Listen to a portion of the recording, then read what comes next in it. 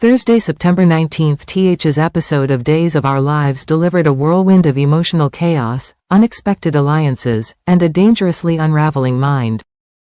Connie's grasp on reality continues to slip, and her volatile emotions are directed at Gabby and Melinda, whom she blames for Lee's death. Meanwhile, Kristen's suspicions about Fobigale deepen, and Stefan is determined to forget about Gabby, but can he really move on? First, Kristen DiMera is not a woman known for placing her trust in others. A lifetime of scheming, plotting, and betrayal has left her convinced that everyone else must be doing the same. When you spend your days manipulating those around you, it's only natural to assume they're doing the same to you. But when it comes to Fobigale, Kristen's suspicions aren't just paranoid delusions, they're grounded in reality. Fobigale isn't who she says she is, and Kristen is onto her.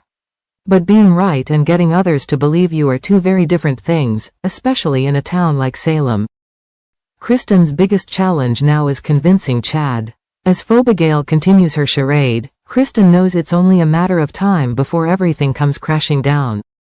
Fobigale and her partner in crime, Mark, are constantly on edge, well aware that Kristen is watching their every move. They've planned for this moment, rehearsing how they'll keep Kristen at bay. But can they anticipate everything? What they haven't planned for is Steve's growing suspicions. Steve is gearing up to interrogate Clyde, and he won't stop until he uncovers the truth. As Steve closes in on the secrets swirling in Salem, will Fobigale and Mark's carefully laid plans be enough to keep their deception intact? Meanwhile, Connie's deteriorating mental state poses a deadly threat of its own. Her already fragile grip on reality has completely shattered, and her mind is consumed with thoughts of revenge. She has become fixated on Gabby and Melinda, convinced they are responsible for Lee's death. Gabby, in her mind, killed Lee, while Melinda's interference prevented Connie from taking revenge on her. Connie's obsession with Gabby has reached a dangerous peak. She confronted Melinda, who she had tied to a bed, coldly informing her that Gabby's time had run out. Melinda, desperate to protect Gabby, tried to reason with Connie, begging her to stop and warning her against violence. But it was like speaking to a wall. Connie was beyond reason, beyond compassion. Her thoughts were singularly focused. Someone had to pay for Lee's death, and in her twisted mind, Gabby was the target. Melinda's pleas fell on deaf ears. Connie was determined, fueled by a blind rage that only seemed to grow stronger by the minute. She had the knife in her hand, and the intent to use it was clear.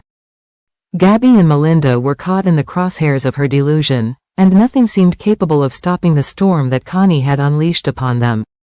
Meanwhile, Stefan DiMera was on his own emotional journey. His relationship with Gabby had crumbled, and the love they once shared seemed irreparable. What began as passion and mutual ambition has deteriorated into a battlefield of resentment and hostility. For Stefan, the marriage wasn't worth salvaging anymore. Gabby's rage towards him, stemming from his affair with Ava, had poisoned whatever was left between them. Stefan's desire to erase Gabby from his life was strong, but his heart wasn't so easily convinced.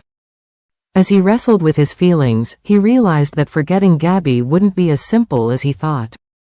She had left a mark on his life, one that no amount of new relationships could erase. Still, he was determined to try, even if it meant leaving a trail of broken relationships behind him.